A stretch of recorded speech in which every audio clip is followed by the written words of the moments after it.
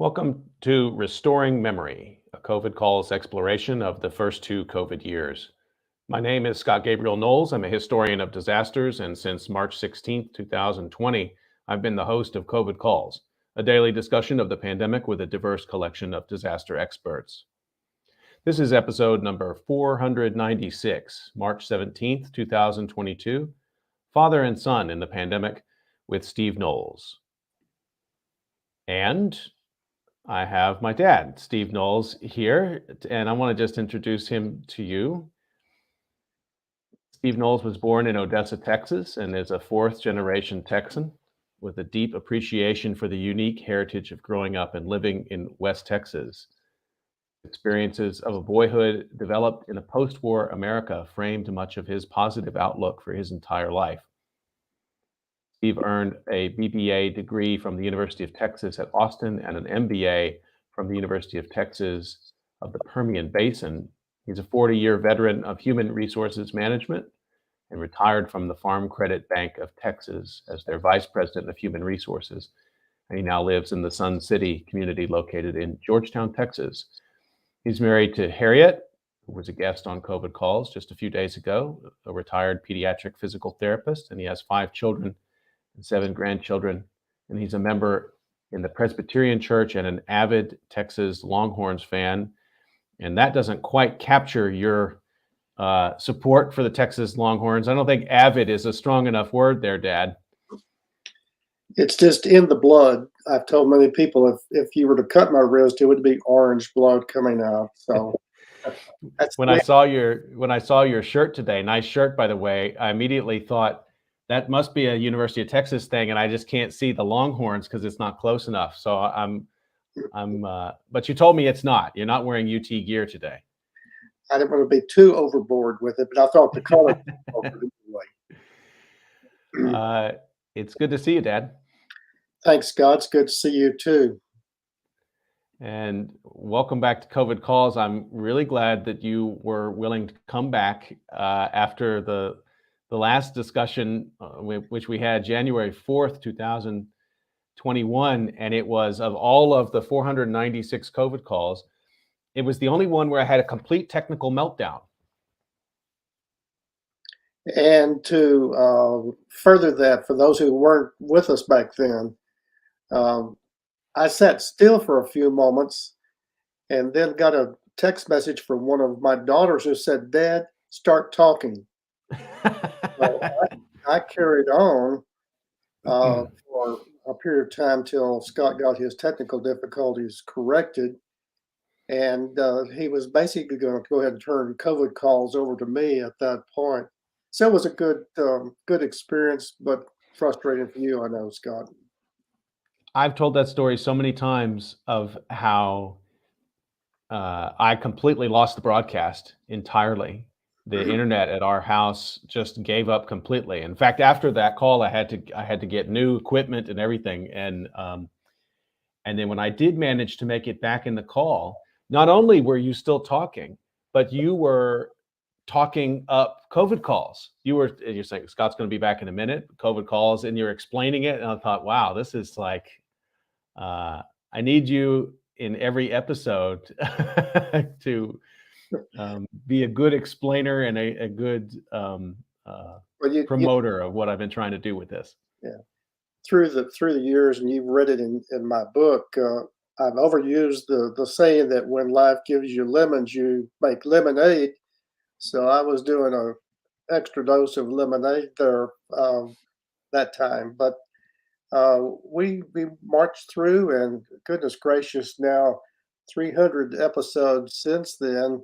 You're still going strong. Congratulations to you. And as you bring this to closure, I know you're very proud.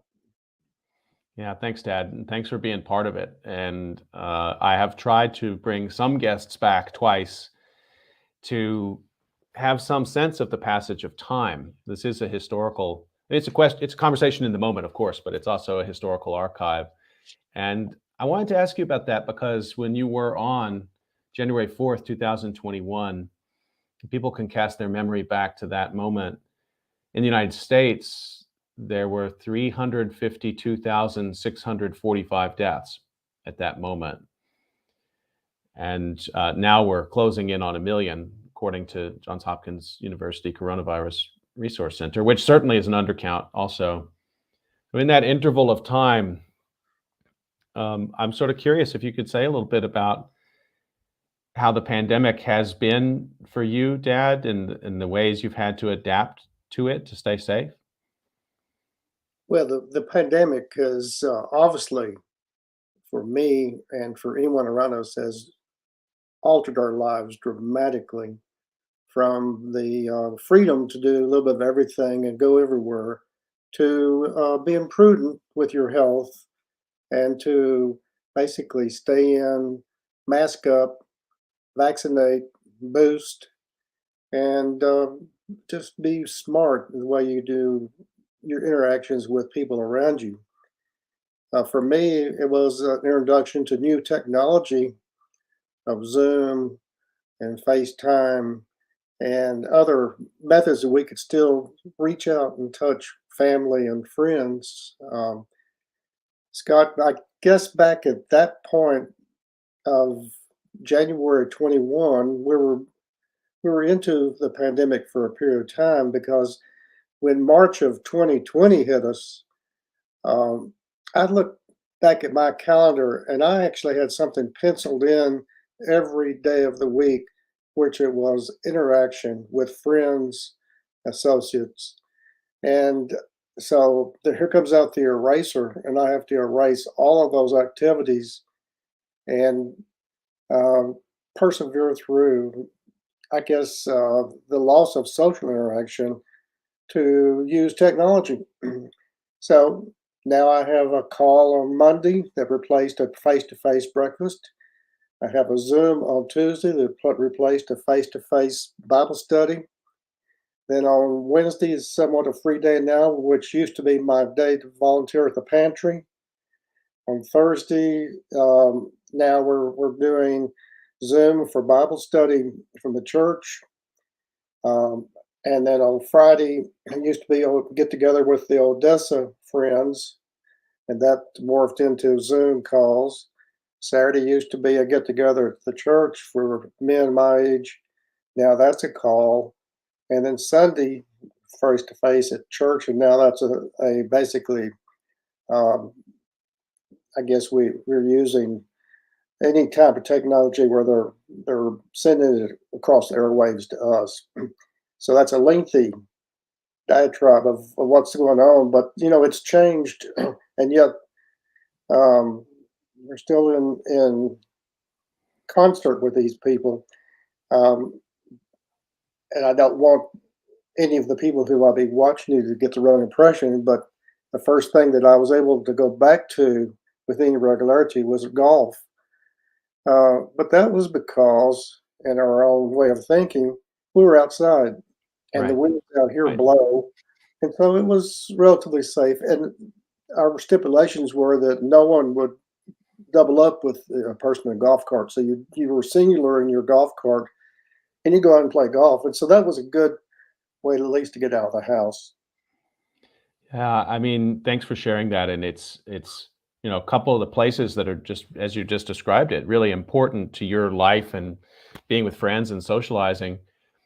Places that we would think of as just inherently safe, like a diner, restaurant, somewhere in the neighborhood, the church, right? The community center, in your community there at Sun City. And all of a sudden in March 2020, those are dangerous places. They were basically no-go zones. You just simply would not even consider it. Or as we went a little bit further into the process, you went there with a mask, obviously. The KN95s were the lifesaver, and you made sure that you were pretty far apart of people, even when you were shopping. Um, I wear the hat of the designated shopper in the family to go to the local grocery store. And so it just was natural that I would go. I would try to keep my cart away from other people if I could, but I certainly had my mask on. And it's interesting, Scott, in transition now, after 2 years, that there are still some places that I'm wearing my mask.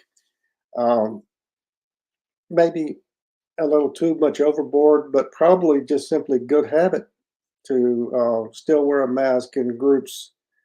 The area here in Georgetown is not unlike what's happening across the United States. We're basically in the stage two, continues to go down.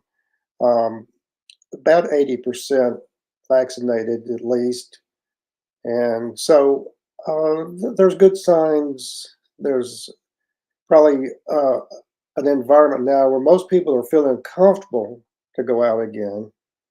Um, but I just still think there has to be some discernment in where you are and what you're doing.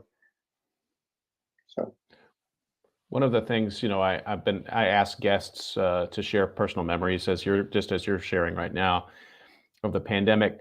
And one of the most constant themes, and I think this will resonate with you a lot. One of the most constant themes, people remember not their own vaccination experience, but they remember when their parents got vaccinated for COVID. And that marked a really important moment for them in the course of this ongoing disaster. And I wonder if you might speak a little bit to the process of how you managed to get vaccinated there, and kind of the challenges of getting that and what that meant to you and to the family there. several days ago, my wife was on with you, Harriet, and she described that we have another person living in the house with us. My mother-in-law, who today is 89. So there was an urgency in our household that we get her vaccinated, but just as important that we get vaccinated. So we were on the watch list to keep seeing when would we have a chance to sign up, to call in, to get our number so we could go. Actually, fortunately, here in Sun City, to a community center and get our vaccinations, which happened for all three of us in this household in January and then in February of 2021. Is that correct? I believe so. Yeah. And then came around and got our boosters in August of 21, all of it being the Moderna.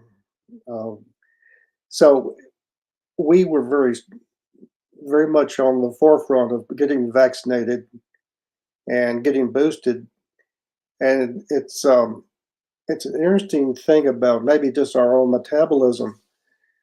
But I heard about a study that the University of Texas was doing on um, people who had been vaccinated and what was their status in terms of antigens and reactions to their vaccinations.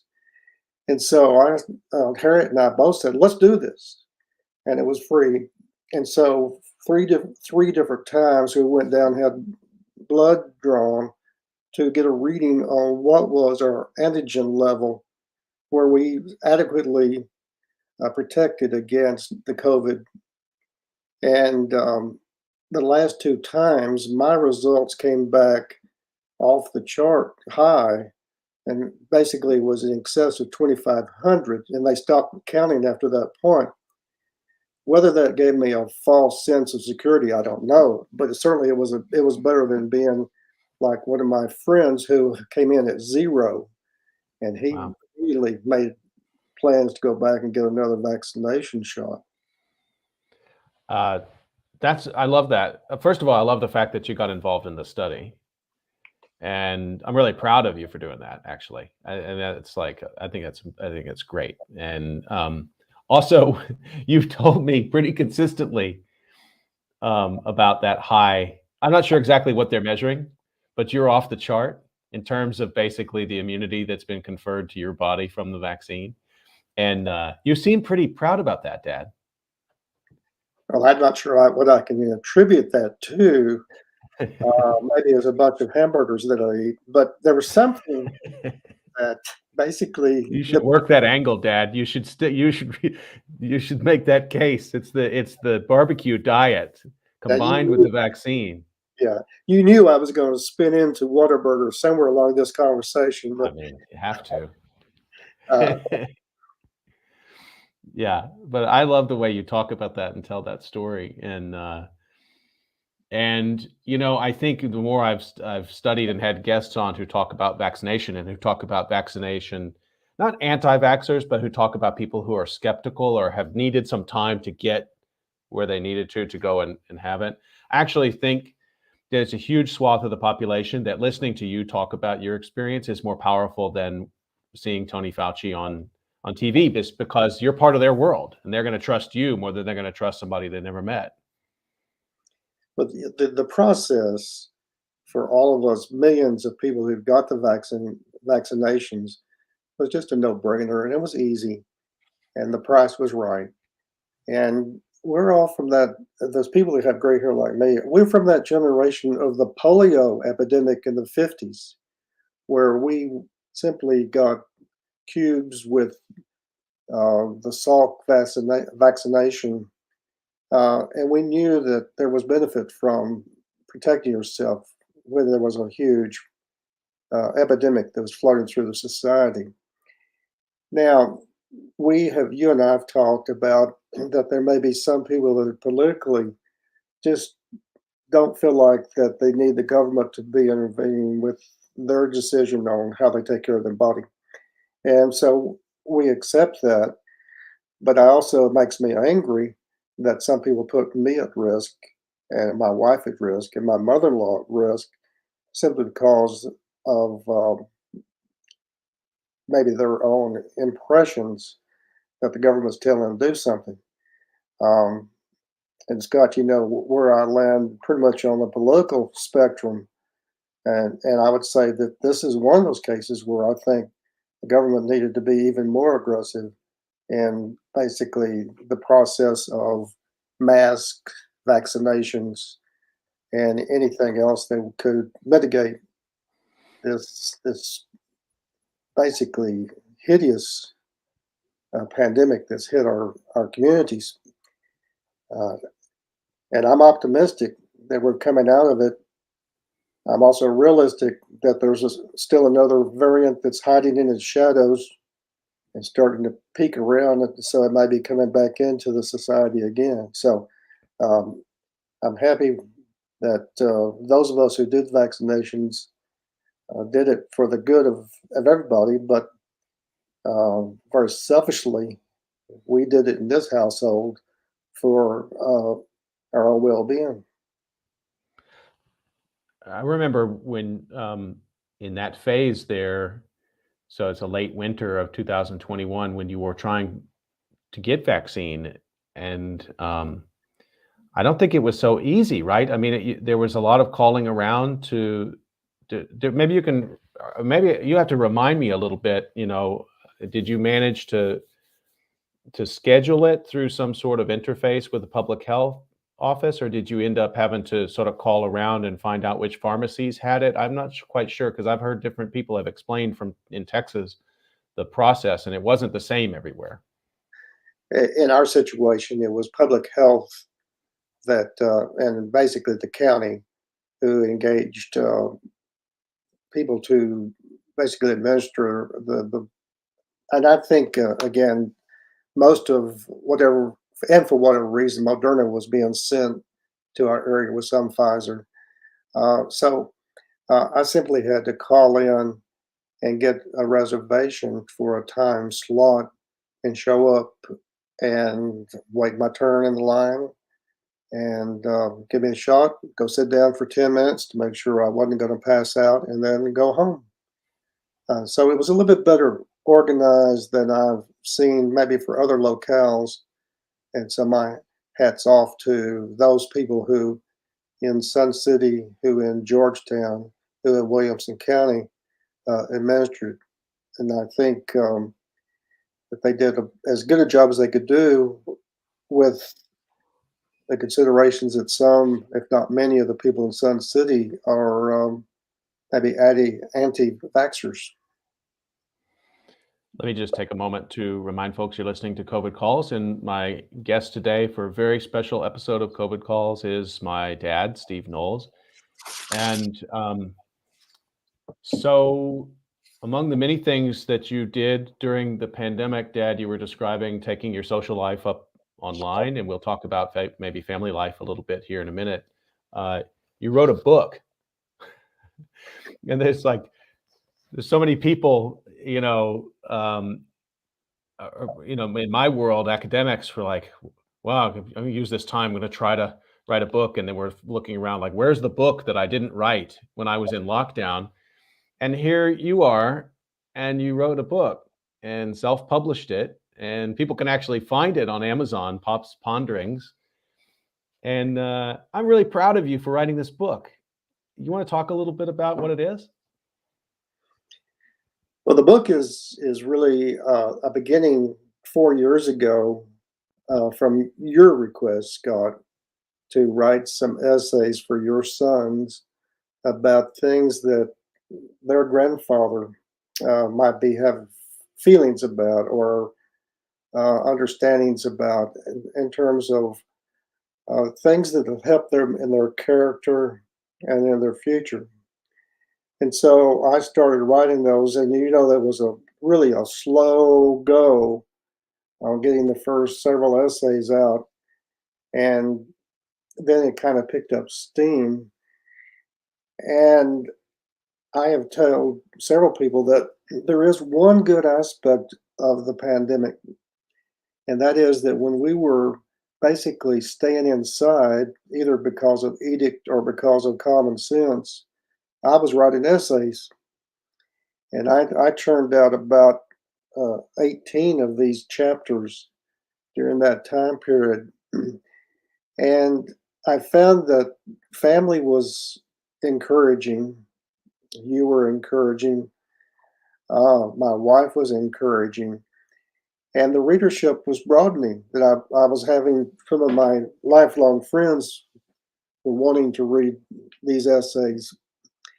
And so, through the encouragement of my editor in chief, that's you, Scott, we decided to go ahead and do a self publishing through Amazon of these essays to share. And then, if you do self publishing, then it's available to be purchased. You know that I haven't made the New York bestseller list yet with this book, but that doesn't matter. That's not why I wrote it for a commercial. I wrote it for family, and most importantly, for grandchildren. Well, it's a well-read book around my house, certainly, and I'm gonna share part of one of the essays. There's 31 essays in this book, and they're written at the length to be shared with younger members of the family to get a sense of how you look at the world, how you approach the world. And I'm going to read a little bit from your chapter on courage. My friends and I, you write, like to play lots of outdoor games that were typical of boys my age in a post World War II era. We particularly imitated the exploits of a fellow Texan who served in the war by the name of Audie Murphy. He was a focused person. He wanted to serve his country like other Americans were doing in the war, but he wasn't old enough to join the military. He got his sister to help him forge his birth papers so he would meet the minimum age requirements for enlistment in the armed forces. He was not a particularly large person either, standing only 5 feet 5 inches tall and weighing just 112 pounds. He was too small to be accepted into military service by the Marines, the Navy, or the paratroopers. He had to settle for the Army. One thing that Murphy had going for him was an uncommon amount of courage. While many people showed valor in World War II, Audie Murphy became the hero of boys my age as we learned of his exploits in battle. At age 19, he single-handedly held off an entire company of enemy soldiers, and if that wasn't enough, he then led a successful counterattack while wounded and out of ammunition.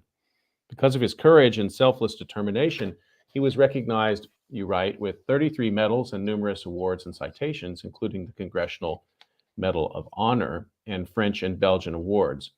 He was the most decorated United States soldier in World War II. He wasn't too small, too young, too inexperienced, or uneducated to display the inner strength of bravery during times of extreme challenge. Simply, he was a man of courage. Courage, you write, is the choice and willingness to confront danger, fear of the unknown, pain, uncertainty, or intimidation. This is physical courage. Moral courage is the ability to act rightly in the face of popular opposition, shame, scandal, discouragement, civic responsibility, or personal loss. Just as Audie Murphy was honored for his physical courage, it was also his moral courage that was significant. He didn't join the army to win medals. He enlisted because his conscience said it was the right thing to do in a time of our country's need. Untold men and women live courageous lives every day without recognition.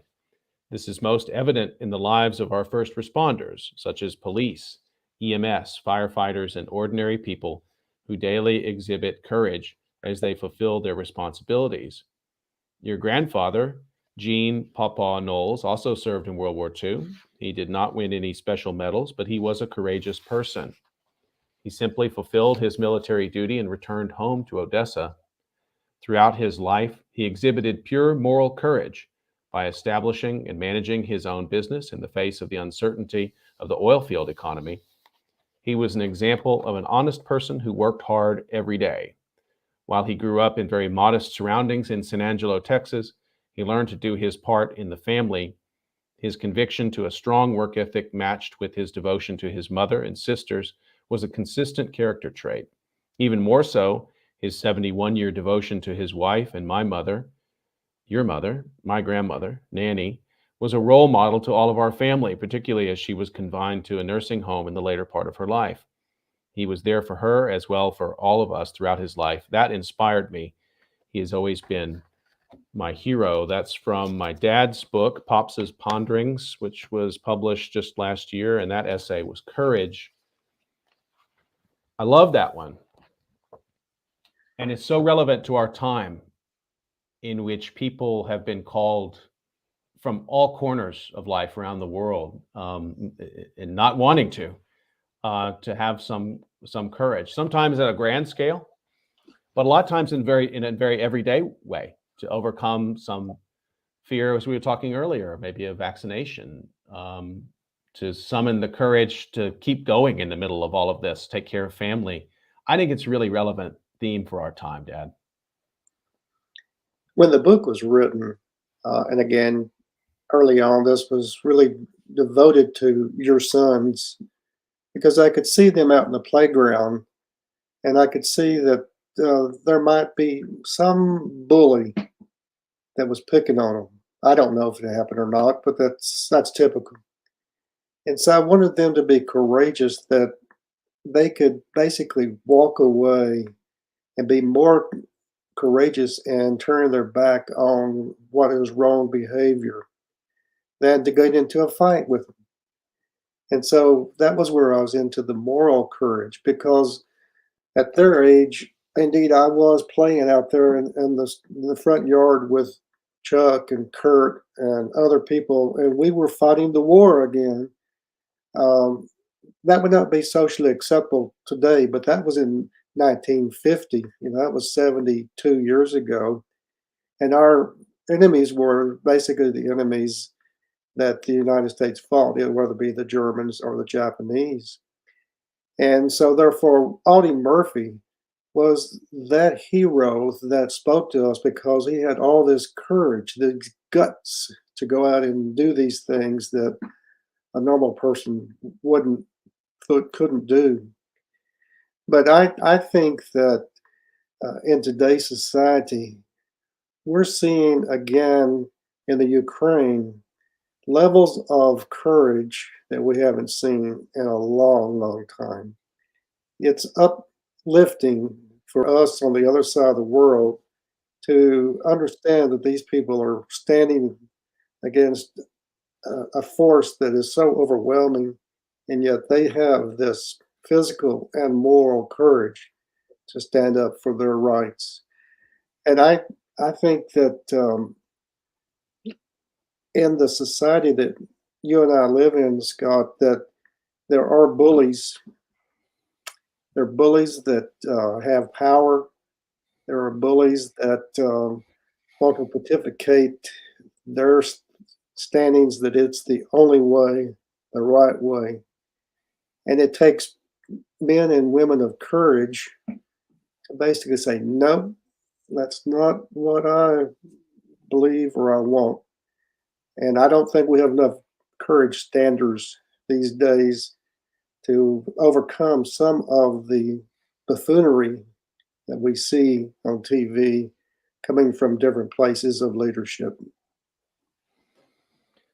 Just to take a moment to remind folks you're listening to COVID Calls, and I'm talking to my father, Steve Knowles, today on COVID Calls. It's a father and son discussion. And yeah, that last part of what you're talking about there, you and I don't always see eye to eye on politics. I think a lot of times why I enjoy talking about politics with you is that we might land in different places on like what the policy should be. We have a shared sort of commitment to the idea that civil and civic discourse is really important, and that holding that space open is kind of like the lifeblood of democracy. A lot of times, I don't know if I've told you this, Dad, when I talk to friends, as you might imagine, a lot of times the subject, particularly in the earlier part of the pandemic, is what is Trump doing? And what is happening in American politics? And I often refer to what I call the Steve Knowles wing of the Republican Party.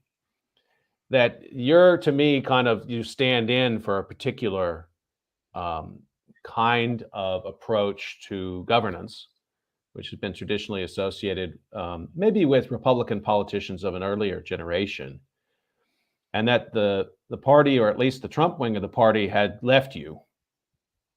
And we don't have to go too far down that road, but I did want to reflect with you for a second, because I am worried, and I think Trump is not the only reason for it, but I'll lay it at his feet for now. I'm worried that discourse in America has degraded to a point at which people have lost the ability to listen to each other and try to find some common ground. And it concerns me deeply. I mean, as a citizen, and also watching it from here, where I am in South Korea, it looks bad to see a country with the history that it has, the United States, where it should be sort of being able to talk about hard things and move forward. And I don't see that working too well right now. We sometimes go back to maybe our ages when we were in tribes, and you live in your tribe, and that's the correct way to live. And America has sort of gone into these segregated tribes where it's their way or the highway. And I want to give you a personal story, Scott, that if I was going to live my philosophy of moderation and be courageous about that moderation, uh, I was doing a Zoom call with my Saturday morning group, and there's one man who is pretty opinionated, and his way is the right way. And so I decided that I just was not going to put up with that anymore. And so I just was going to quit participating. And it really came back in reflection. I said, whoa, I do that and he wins. I need to listen to him. And maybe of all the utterances that he puts out, there's one sliver of information that would help me to understand or to argue against or take action against. And so I stuck with it.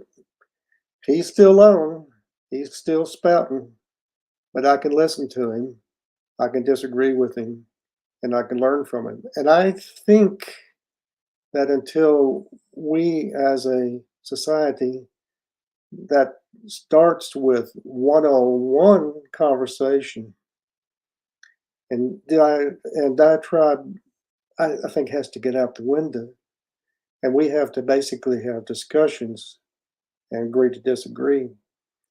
And yes, Scott, as I was growing up, the Republicans were moderate, Democrats were moderate, and basically they would argue and have some fights, and then at the end of the day, they'd gather together and have cocktails. And so there was still some civility in the process that goes on, either in my case, in Austin or in Washington, D.C. Now it's basically I think, tribes that are trying to decide how we can discredit the other people no matter what. The sun comes up this morning from the east. Well, that's wrong. It shouldn't be coming back from the east. If I was in power, it would be coming up from the west. And I just think Scott, it's your generation and it's the generation of your siblings. They're going to have to argue for this ability to go ahead and come together, agree to disagree, shake hands, try to learn from each other. And that's where I am.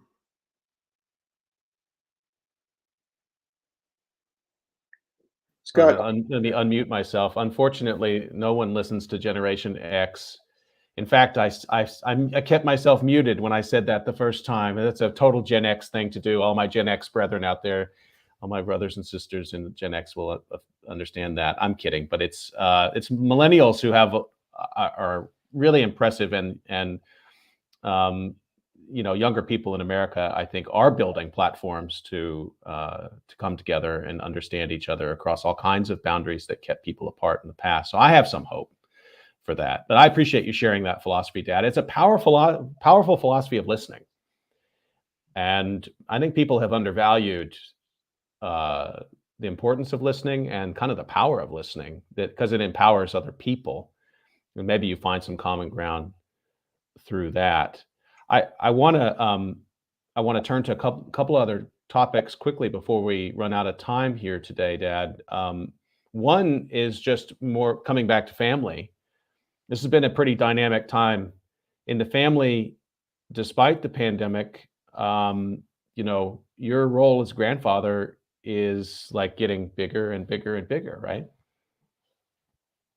unfortunately, it's getting bigger, and there's seven of us that are seven of the grandchildren that Pops gets to love on, gets to see as often as possible, or even through um, our FaceTime, I guess that goes on. And the once a week call where the entire family can join and we can communicate. And that's I think in many ways it's more common that we're having communication than when we just relied on getting together whenever we could or were convenient. So there's a little bit of a silver lining to this idea now that basically we are disciplined to on Saturday afternoons at 6 o'clock or whatever time you're getting, which is about time you're getting up there in Dijon, um, to visit and be together. And I just love that opportunity. Um, and maybe it was started because of COVID that we had to stay away, but we overcame that, as many other Americans I know have done, in using the technology that we could say, "Hey, how you doing this morning?" and let the grandkids get on. Uh, your favorite and my favorite is my grandson Donovan, who probably will be in your seat several years from now, holding podcast and talking to people because of his constant questioning and just that personality to say what's going on, what's happening, and so we like that, and we like to see all of them. Uh, when I see my grandsons in Dijon, they're waking up and they're still fairly stirring. Or in some cases, one of your sons has not started stirring yet, and we Yeah. don't see him as often, but that's okay. Yeah, it's great to watch all of them. And it's a lot of times the adults just hang back and they all have their antics, and you can kind of go from one, screen to the next and the next. And Donovan, who's a little older, um, narrates a lot of it. And I just think it's tremendous. But all of his cousins are doing, I love to just sort of swipe. I let him have the full screen and swipe to the next one, and they're all doing their amazing things. And you and I have had to weekly, except for the times when I've had to cancel it, but we've been pretty good about weekly calls, you and I. which we were not doing before the pandemic. We talked a lot, but they were intermittent. That's another one of the benefits is that you and I have always been close, but it wasn't on as regular a basis as we've been doing in our weekly calls. To just simply, if nothing else, say, "How's it going? What's up?" And it's anticipated that you and I'll get back on a regular basis when COVID calls number 500 is Yeah, put to bed, and we can see yeah, you again, maybe on a more regular basis. yeah. It's been a busy time. Appreciate your patience with me. So just on our way out, I wanted to ask you, so travel's a big thing in our family. And we don't have time to go into too much of the detail right now, but people should know that my father is a. Some people like write out an itinerary. My father is an artist of itineraries. I mean, you design itineraries that operate in increments of 15 minutes and less. I mean, it's, but with but when you have that kind of an itinerary, and you can be flexible and you can change the itinerary, but what it does, it shows how much thought you put into the trip. And we've traveled together, and we've traveled together in other countries, and you can have spontaneous moments. It's not like you're too rigid with it, but you really enjoy the preparation part. And I think it's because you go ahead, you begin the trip before you start the travel. You allow your mind to be transported to those places, and so I love doing those too. And anybody who's traveled with me knows I love to write a detailed itinerary. I think it's fun. Yeah. And I actually think it's a sign of great respect to the people you're going to travel with, because it shows like we're really in this. So that's the setup, and you have the map there in the background. Maybe people can see it. Well, this You've gotten, year. yeah, you've gotten back to traveling a bit. That Tell us about the pins, and tell us about the map. well, the map is, of course, the United States, including Hawaii and Alaska. There's pins all over this map, places where we've had itineraries, but there's some silver pins in certain states. It's our goal to have touched ground and visit every state in the union, all 50. And we are closing in on those numbers. And in fact, I will announce to you, Scott, that by the middle of October, all of the silver pins will be removed. We will have been to every state. But that's part of this planning process. And so I've already got itineraries put into a folder for our trip to go up to Washington and Oregon, Northern California. I've also got itineraries already planned for the leaf peeping process of New England, the 6 states up there, and that'll take place in October. Fortunately, we can travel again, and it's wonderful we can get out.